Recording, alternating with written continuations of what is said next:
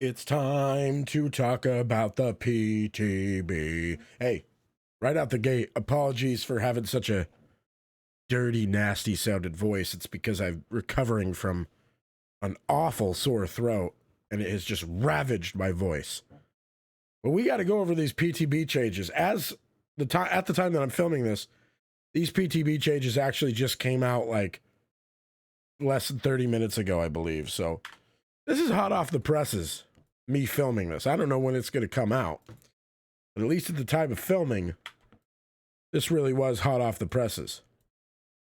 Like, damn, dude, you going to let me out of here? Am I going to be able to get out of here or what? So let's go over these PTB changes. We got a few different things here to talk about. I'll scroll up so that you can read some of it so my fat head's not in the way. But this is what we're looking at here. Been a little over a week since Sadako crawled out of the well and into the PTB, and we've been watching closely to see how she performs. Now that we've had a chance to go through all your feedback, we've come up with a list of changes which we'll be implementing in time for the chapter's release. As a reminder, these are by no means the only changes the Onryo will ever see. I don't even know if I'm saying Onryo right, by the way. Between a PTB and full release, we're mostly focused on smoothing out some of the rougher edges, as we've done with past chapters. We'll continue monitoring her performance over the coming months as she settles into the game before revisiting her to determine if further changes are needed. The Onryo. There are three aspects of the Onryo that we're addressing for chapter's launch: her manifesting, her visibility, her condemned mechanic. Additionally, we made a number of changes to address photosensitivity concerns.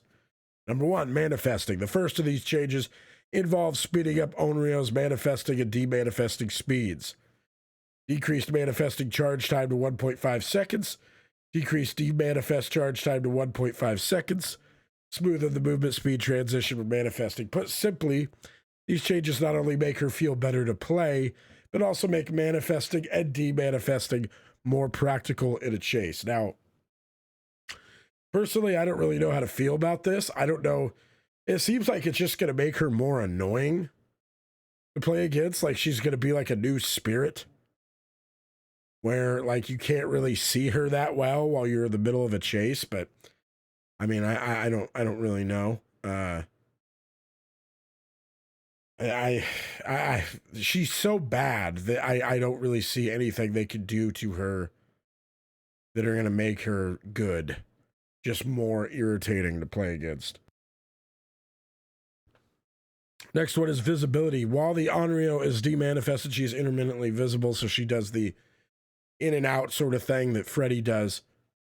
And survivors hear a lullaby rather than the terror radius, just like Freddy. He's really kind of a discount Freddy when you think about it.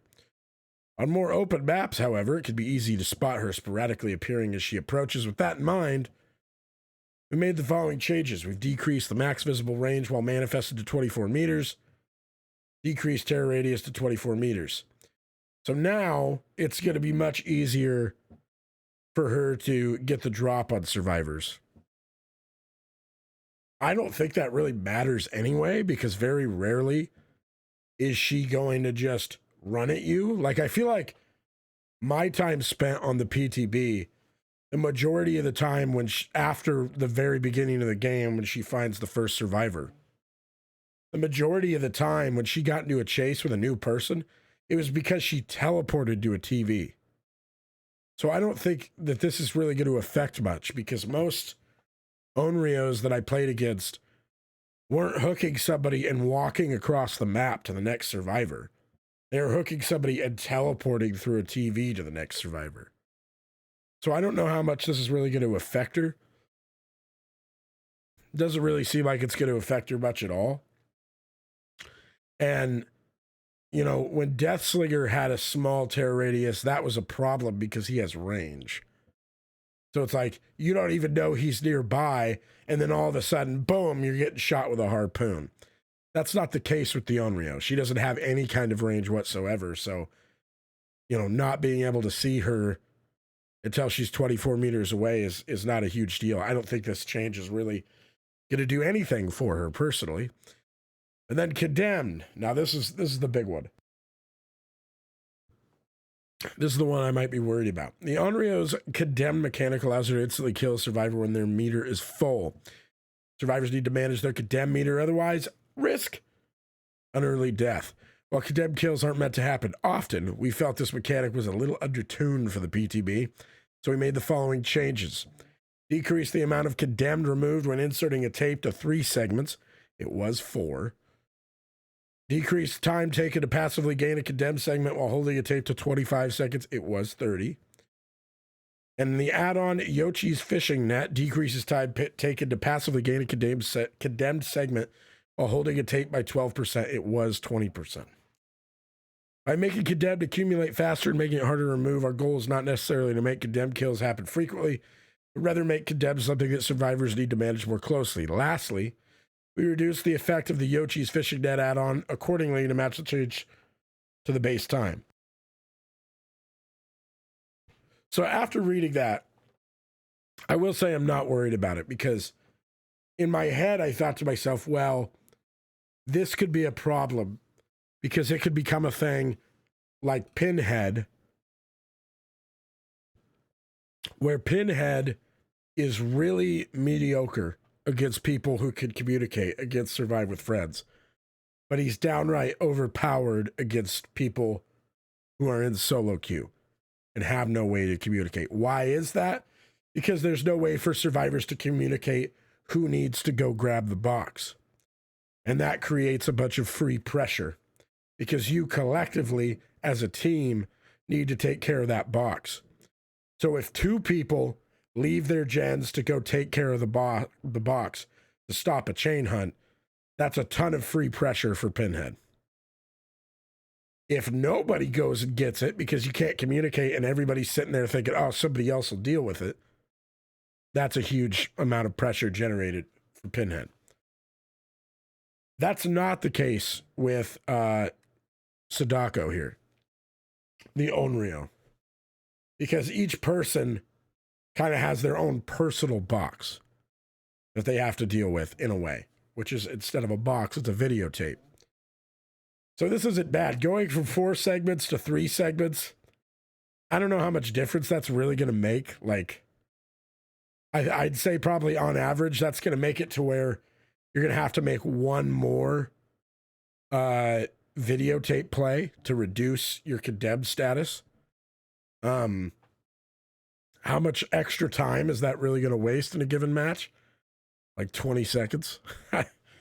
I don't think that's a huge deal. So yeah, I just don't see that doing much for her, but that worries me, because that worries me that they are potentially going to buff her again and then make her really annoying. I don't want to see condemned get buffed any more than that, because eventually it could get to the point where everybody's getting condemned left and right, and she's Moriing people left and right, and we don't want to see that happen. You should just get free Moris like that. She doesn't get free Moris right now. Right now,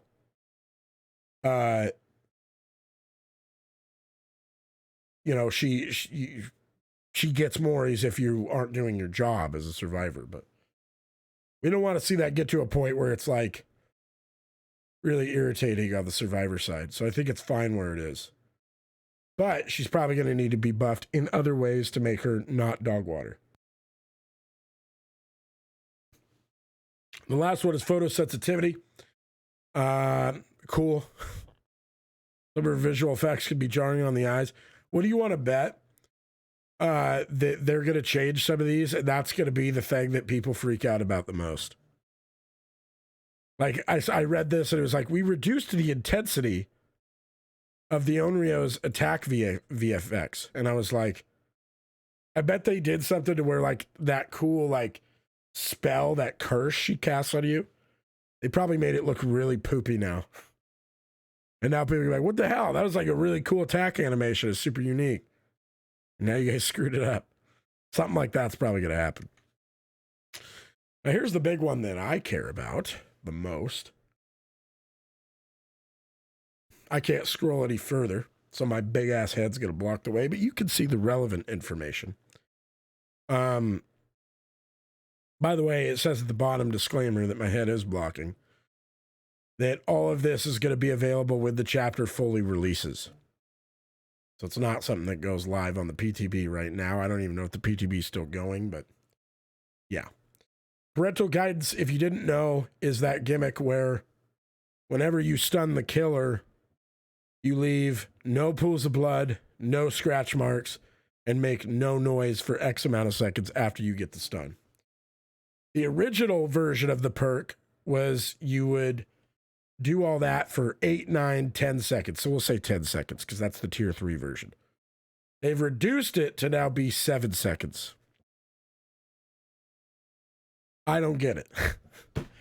I swear to you, I have like PTSD over Circle of Healing because I was so wrong about that perk that now when other people are hyping up a perk, I'm like hesitant to disagree with the overall consensus over a perk, even though I know that 99% of the time when the community, especially Reddit, starts freaking out about a perk, they're wrong. Because they're like Reddit, for instance, is super killer sided. So if there's a really mediocre survivor perk, it looks like it might be situationally useful. They hype it up like, oh shit, this perk is OP. It's going to change the game. Conversely, if a really good killer perk comes out that actually is broken, a perfect example of that is the original Undying. They say, no, it's fine the way it is. It's totally balanced. I see a comment like that on the DBD subreddit like every day. Somebody who's like, here's my hot take. The original Undying was actually really balanced and it should come back. Facepalm, dude. I hit my mic, I facepalm so hard.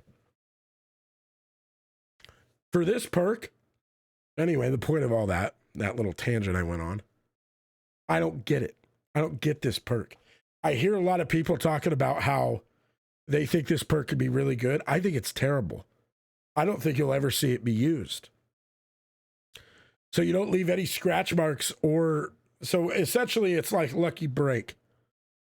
It's a lucky break, except you get it now after the nerf for 7 seconds after you stun the killer. I don't see how that's good because, for one, it doesn't matter if you don't leave any scratch marks or pools of blood or make any noise if the killer can still see you. So there's very few spots in the game where you can stun the killer and break line of sight and go somewhere where the killer can't just recover from the stun and turn that corner and find you instantly and see you and see where you're going. Like, there's almost nowhere in the game where that's possible. Even on indoor maps where there's lots of twists and turns and where it's easy to break line of sight, like, for instance, Larry's would be the best example. Even on a map like that, the killer can literally just come through the doorway, and if they have half a brain, which they will at high MMR, they're going to look around, and they're either going to see you and know where you are, and if they don't see you, they're going to assume, okay, they have to be nearby. And that's the only two options you have as a survivor, is you either have to keep running to create more distance, in which case they're going to see you 99% of the time, or hide somewhere while you're not making all that noise, and they're going to sit there and look for you. And if it's only 7 seconds, at worst, they're going to find you right away, even while you're not making any noise. At best, they're going to search for you for 8 seconds. And once that eighth second hits, you're going to start making noise and they're going to find you. So I just don't see how this perk is any good. The only way that I see this perk is even remotely okay is in an instance if you use it in combination with Decisive Strike. Because then it makes it to where Decisive Strike, the stun is long enough and you can run behind somebody enough that it's possible it could turn it into like a free escape. Sometimes. Like, it guarantees a free escape. But I don't know that you want to do that most of the time anyway, like hide somewhere and risk this expiring and then you start making noise. I'd rather just run and hold W and get as far away as I can. So I just don't get it. I don't get why people think parental guidance is bad. I don't even think it's the best perk, survivor perk of this chapter. I think the reverse empathy perk, empathic connection, I think that's the best perk in the chapter. And this chapter is not very good for perks. So that's saying something. So yeah, I don't really get it. But hey, if you disagree with me, if you think it's actually the best perk to ever be created, let me know down in the comments, will you? But yeah, this has been the PTB. Just came out while I filmed this. Let me know what you think.